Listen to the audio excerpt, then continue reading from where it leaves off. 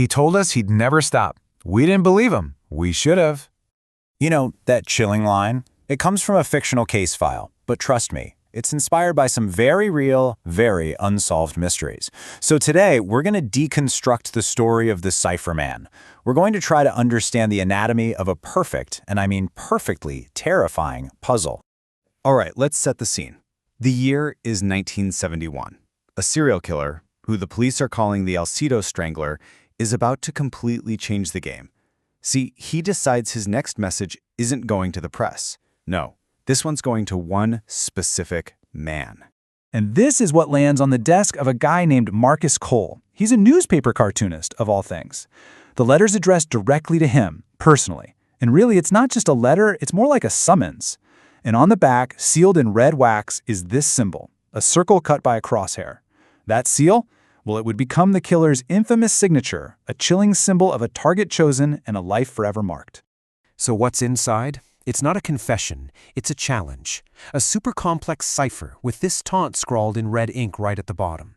See, the killer isn't just boasting here. He's inviting Marcus into his world. A twisted world where the prize for solving the puzzle is finding where 4 unknown victims sleep. And this, right here, is what gives the killer immediate, terrifying credibility. You see, a detective on the case, Leon Hale, confirmed something huge. The police had gotten 3 letters before this, and they'd kept that fact a very closely guarded secret. So when this guy claims 7 victims and knows the police's secret number of 3, well, that proves he's the real deal. And just like that, Marcus Cole, a cartoonist, suddenly becomes the only person outside the investigation who knows the real, terrifying truth. Okay, so Marcus accepts this challenge, but doing that plunges him into a world he is just not prepared for.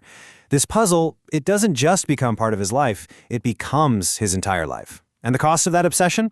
Well, it turns out to be devastatingly high. So let's take a look at how this all unfolds. Marcus's home basically transforms into what the police start calling a cipher room. I mean, the walls are literally wallpapered with copies of this puzzle. There's stacks of cryptography books everywhere, and strings crisscrossing the room connecting symbols to letters. It's this haunting visual map of one man's descent into another man's madness.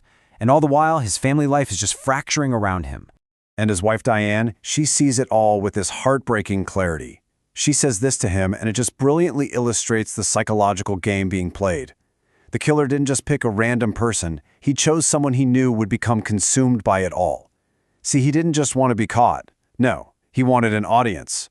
More than that, he wanted to be understood. So, weeks of this obsession bleed into months. It seems hopeless.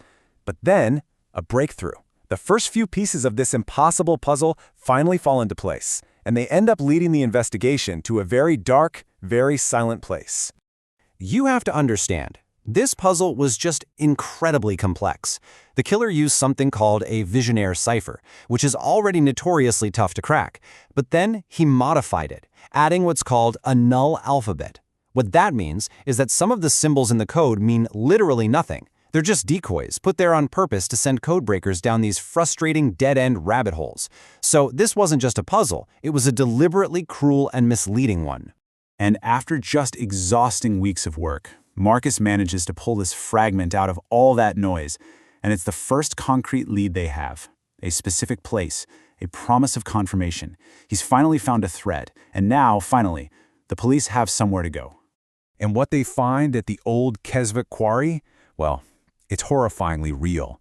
Carved deep into this flat shelf of granite are 4 names.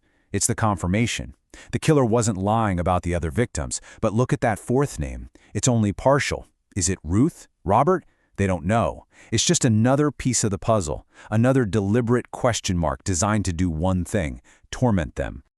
Okay, so with the quarry discovery, it really feels like they're closing in, right? The momentum is on their side. Marcus just redoubles his efforts. He's racing to solve the rest of the cipher. But here's the thing. Solving it doesn't end the game. All it does is reveal just how badly they've been played. And then it happens. In the middle of the night, Marcus cracks it. The final section. The entire message is laid bare. And what's the ultimate reward for solving this monstrous, life-consuming puzzle? It's not the killer's identity, no. It's a single name. The name of someone the killer claims was his accomplice. Now here's the crucial part.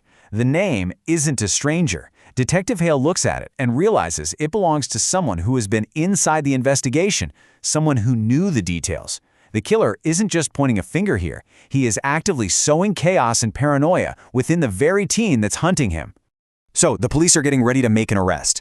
But just as they do, another detective, Detective Price, has this chilling realization. What if every single step they've taken, finding the letter, Marcus decoding it, discovering the bodies at the quarry, what if all of it was exactly what the killer wanted them to do? What if he's been the puppet master this entire time? And then, as if on cue, this note appears on Marcus's doorstep. The game has just been reset. Everything they thought was a victory, it was just a breadcrumb trail he laid out for them to follow. The real secrets, the killer taunts, are still hidden. The entire investigation, from start to finish, has been a performance, and he was the director. After that, the case goes cold. For 30 years. But the questions, they just linger. And this is what cements the Cipher Man's legacy. It's not about what was solved, it's about everything that remains unknown. So what about that accomplice named in the cipher? What happened to them? Absolutely nothing.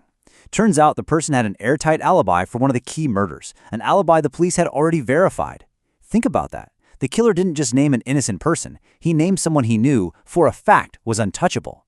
It was the ultimate power move. He was proving that even when they thought they had his answer, it was completely and utterly worthless. And this really puts the sheer scale of this whole mystery into perspective. Over the years, the killer sent a total of 41 letters. The public, they only ever saw 9 of them. And out of all that correspondence, all those puzzles, only that one cipher was ever fully solved. Just think about that for a second. The vast majority of his communication, whatever his motives were, his secrets, it all remains a complete and total black hole. And this timeline, it just shows how long that echo has lasted. The first letter, it arrives in 1971.